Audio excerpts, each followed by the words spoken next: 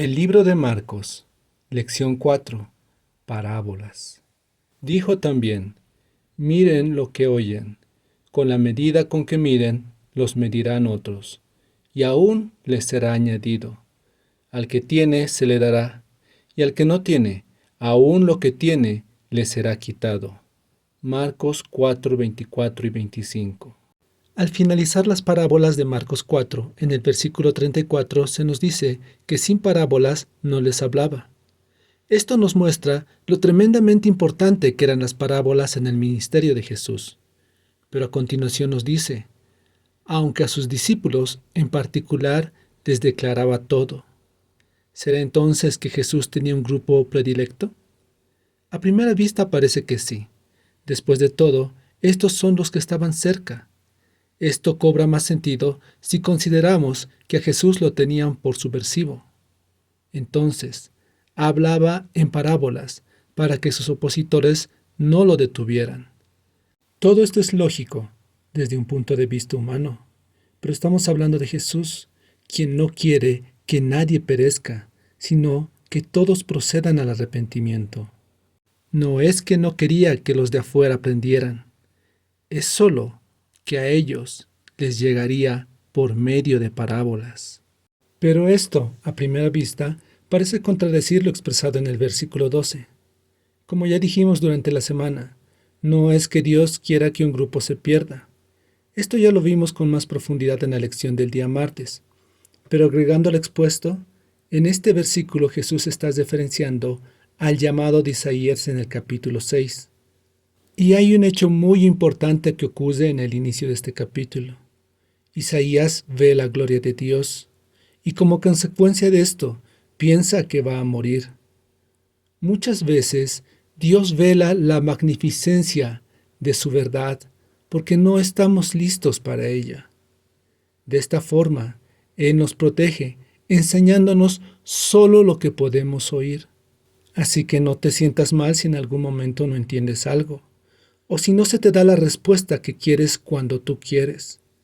Pero preocúpate si llega el momento en que Dios te quiera dar la respuesta, pero tú no estés listo. O peor aún, que no quieras aceptarlo. Desgraciadamente, esto último fue lo que pasó con muchos líderes religiosos. Vayamos ahora al significado de la palabra parábola. El diccionario de la Real Academia de la Lengua Española lo define inicialmente como narración de un suceso fingido de que se deduce, por comparación o semejanza, una verdad importante o una enseñanza moral. Esto es correcto, en parte. Etimológicamente, la palabra parábola significa comparación o semejanza. En otras palabras, en el verso 30 Jesús está diciendo literalmente, ¿con qué comparación compararé el reino de los cielos? Una parábola es mucho más que una corta historia bonita, aun si tiene una enseñanza moral. El objetivo de Jesús al enseñar por parábolas es de enseñarnos por semejanzas, lo que tal vez no estamos listos para entender o ver completamente. Piensa en esto. ¿Cómo explicarías a una persona de hace 1000 años qué es un avión? Tendrías que empezar por algo que él conoce, tal vez un ave. Eso es lo que hace Jesús con nosotros. Utiliza semejanzas para que podamos entender lo que por nosotros mismos no podríamos. En el verso 13 Jesús parece reprender a sus discípulos, pero ese no es su objetivo, menos aún humillarlos. Está preocupado, porque estas parábolas son solo las primeras, vienen muchas más, y si no entienden estas, ¿cómo harán para entender las otras? Y es aquí donde encontramos una gran semejanza entre las parábolas, el reino de Dios y la última parábola que estudiamos en la semana, la de la semilla. El autor de la lección, el Dr. Thomas Shepard, nos dice que una parábola es como un acertijo. Normalmente, el objetivo de un acertijo no es que sea irresoluble. Difícil, tal vez, pero con una solución. El objetivo de un acertijo es hacer que la persona medite en la solución. Las parábolas también son así. Hay 3 cosas que necesitamos entender bien de una semilla para poder aprovechar todo su potencial. Primero, lo más básico, que toda semilla, no importa el tipo o el tamaño, tiene el potencial para vida, para crecer y dar vida. Así también es la palabra de Dios, pero no basta con saberlo, es necesario ponerlo en práctica. Lo segundo es entender que para que haya crecimiento es necesario tiempo. Ninguna semilla real crece de la noche a la mañana, menos aún dará frutos tan rápidamente. Hay que tener paciencia. Lo que nos lleva al tercer punto. Debemos tomar este crecimiento seriamente. No son muchas las semillas que simplemente al arrojarlas crecen, tal vez algunas silvestres, pero incluso de estas son pocas las que son aprovechables para el ser humano. El agricultor necesita estar preparado, conocer los tiempos, los tipos de semilla, preparar la tierra, abonar, regar y tantas otras necesidades para alcanzar una producción apropiada. Así también es la vida cristiana. No amaneces un día y eres el cristiano perfecto. Casi ninguna iglesia aparece de la noche a la mañana. Se necesita dirección, preparación y tiempo.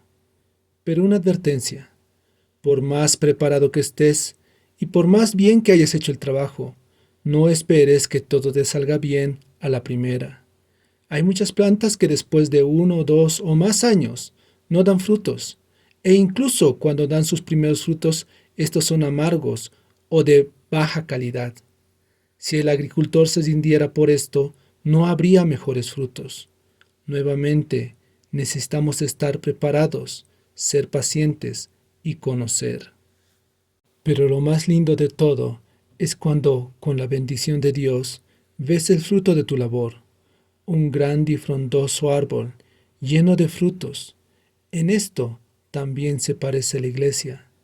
Todos tenemos frutos o bendiciones que debemos compartir con los demás. Elena de White, en el libro Palabras del Gran Maestro, lo dice de la siguiente forma: la verdadera santidad es integridad en el servicio a Dios. Esta es la condición de la verdadera vida cristiana. Cristo pide una consagración sin reserva, un servicio indiviso. No debe agradarse al yo. El que vive para sí no es cristiano. El amor debe ser el principio de la acción. El amor es el principio fundamental del gobierno de Dios en los cielos y la tierra, y debe ser el fundamento del carácter del cristiano. Solo esto puede hacerlo y mantenerlo estable. Solo esto puede habilitarlo para resistir las pruebas y la tentación. Y el amor se revela en sacrificio. Si el grano de trigo no cae en tierra y muere, se queda solo, pero si muere, produce mucho fruto. Cristo lo dio todo por nosotros, y quienes reciban a Cristo estarán listos para sacrificarlo todo por la causa de su Redentor. Todo de mí en respuesta al todo de Dios. Nos vemos pronto.